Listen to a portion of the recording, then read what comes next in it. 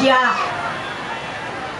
Ang revolusyon para sa aming mga kabataan ay ang kumilos para sa makamasa, siyentipiko at makabayang edukasyon. Ang revolusyon para sa amin ay ang paglaban sa dislokasyon, militarisasyon at dayuhang panghihimasok. Ang revolusyon para sa amin ay ang pangangalaga sa lupang ninuno at sa inang kalikasan laban sa dayuhang pandarambong. Ang revolusyon para sa aming mga kabataan ay ang pagtiyak ng aming kinabukasan. Ang pagtiyak ng kinabukasan ng susunod na salinlahi na malaya sa kalakasan, nire-respeto ang karapatan.